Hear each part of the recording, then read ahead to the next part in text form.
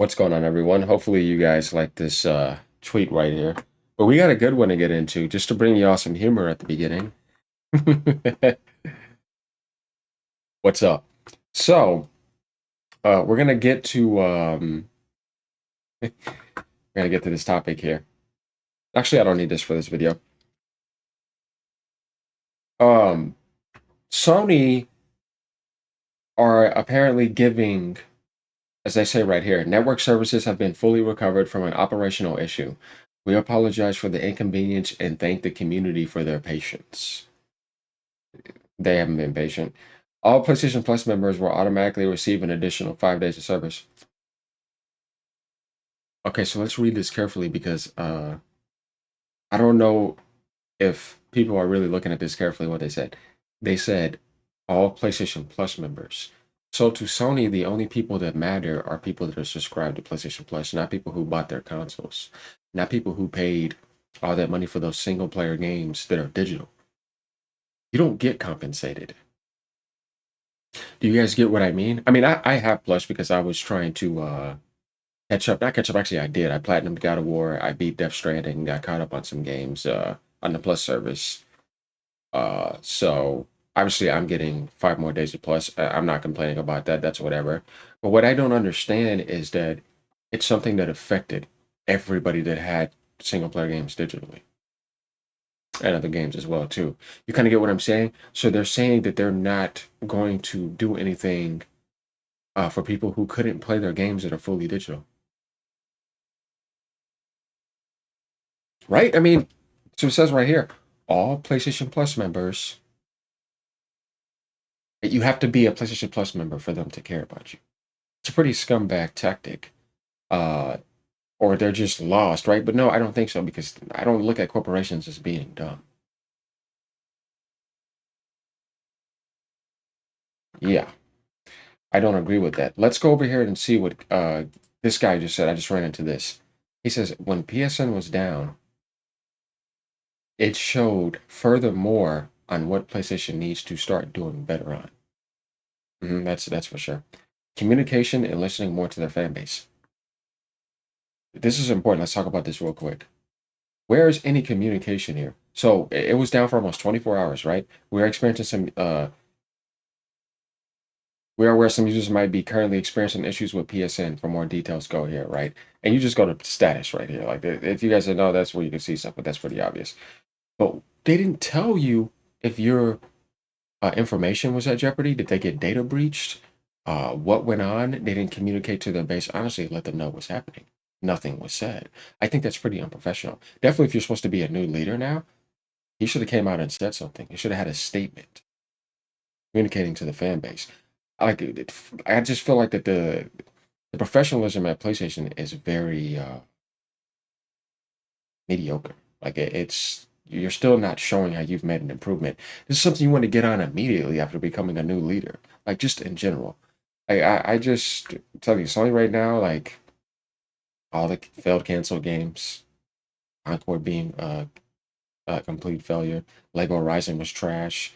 VR2 did not do well though. That I that's a rough market, but you kind of get what I mean. Like just everything they've been doing lately, um, it's just not looking good. And they need to step up their quality and communication with their community. There's nothing about saying what's coming around the corner. I mean, just let the whole year pass like that so far. Like I don't know, man. It's just not looking good. Many did not want a full turnover of live service games and look at the results. Many years of time wasted and resources. Like, you need to let people know what's really going to be going down. Roadmap needs to be improved, 100%. I'm not saying of games many years ahead, but there have been some studios for 4 years plus since their last game, and not even a teaser of the next title. Nothing. I think something is coming in the next week or two. This is what I feel, and usually my intuition is spot on. Showcase. It has been over a year and a half since the last showcase, which I'm gonna be honest, wasn't their greatest. PlayStation used to make a big statement year upon year when it came to E3 and their showcases. It needs to do better. When something like PSN outage happens, they need someone to talk out to communicate and update people what is going on via social media.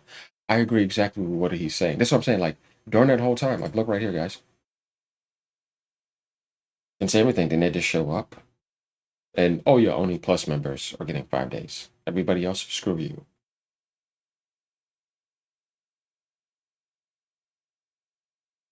What? I mean, I own all consoles, but I tell people all the time, if you want a company to do better, don't just kiss their ass and accept everything. Hit the buy button over support, over gas them. Be professionally critical towards them. Use your influence in the right way if you are an influencer or a leader on, like on YouTube that, has a following, do the right thing because companies should be able to, if they're mature, right, be able to accept professional criticism, not harassing people, not, um, sending death threats, all this weird stuff that people start doing, or just crying like a little a baby, or though they do tend to cry babies, so I can understand that that works to a certain extent. I guess if people are just like that, that makes sense. But just also deciding not to support certain things because it's just not giving you the service and the quality that you deserve, and they're looking at you as just like hamsters in a wheel or test subjects for their programming and everything, and you're just going to overbuy their consoles anyway, so it doesn't matter.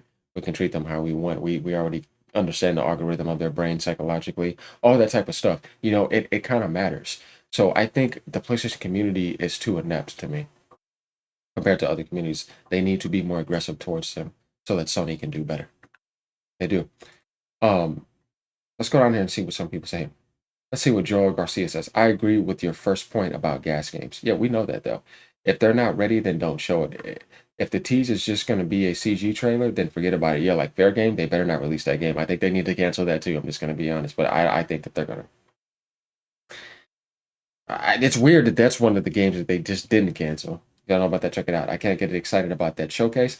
I think they're going to stick to the SOP name communication, I guess. True, I agree with you. PlayStation definitely needs to improve its communication methods. Xbox and Steam do a much better job in that regard. Phil Spencer's always doing interviews. Look at how much communication he's had.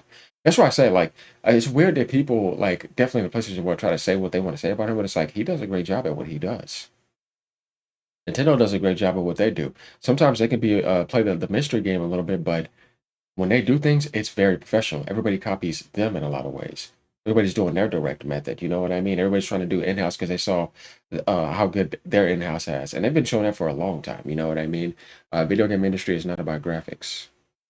It's about fun, great replay value, having a good relationship between your community, making high quality development. You know what I mean? Gameplay, replay value, uh, direction, which we know that's very important. Graphics, I mean, everything looks so good nowadays. So that to me is kind of like the end of a present. You know what I mean? It's like I wrapped it, and here it is. Like here goes the case of the game you're buying, or here goes the presentation, and then you see all that type of stuff. But if you open it and you get to play it, and the inside is just not all that, people ain't gonna last very long with it, and they feel like they wasted their money. And I think that that's a very big problem in Western society with over focus on hyper details, right? See, because you're focusing too much on painting on the surface and the package, but everything else is more important than that. The voice acting, the sound, direction, the atmosphere, the world building. There's so many things to make a great game, right? And now people spend two, three, $400 million on these games, and it's like, why did you spend that much? But all this other stuff is mediocre because you focused too much on what didn't matter. It's like they're losing their direction. So this happened too much over here. Like they focus too much on trying to make a gambling world so they can make more money off of you instead of just sticking to what Sony does well, right?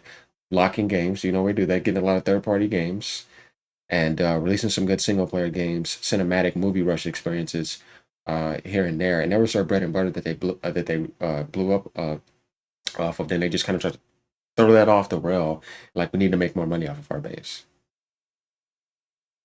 They lost their balance and they lost their way. And they got too Western. This happened to every Japanese company, if you hadn't noticed. Remember when Square tried to be too Western with the Final Fantasy 30 stuff and all that? They went down. Capcom tried to be too Western. Remember what happened with Capcom? They went down. When the Japanese get too into the Western agenda and I get too caught up on that, it ends up backfiring big time on them. Nintendo's never done this. That's what I love about them. They stick being Japanese. Now, the Westerners need to improve their world in general, and that's one thing I like about Microsoft.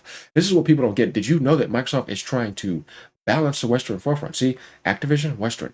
Bethesda, Western. And then, like, you see all the games that are coming out now, and just all the other studios too, Obsidian, and they're trying to make the Western forefront stronger.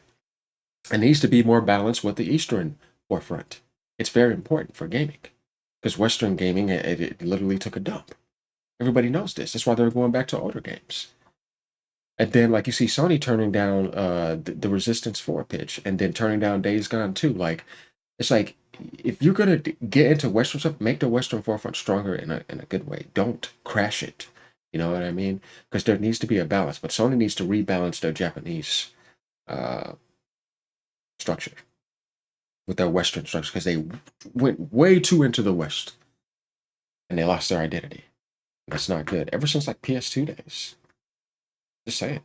So that's kind of what I wanted to cover about this. I think that if I was the leader right now, I'll come in and say, hey, you know what? Sorry, this is great. I say, hey, you know what? We need to also compensate the people that have only digital. Look into the stats. The biggest base on PlayStation, the ratio is insane. It's like 70 something, or maybe a little bit higher than 70 something is digital. So why the hell would you not compensate people who are buying your games and your consoles still? Because you'll get more money off people buying your games and plus. You know what I mean? Why are they not being compensated? They can play their games. I've seen a lot of people post stuff about that.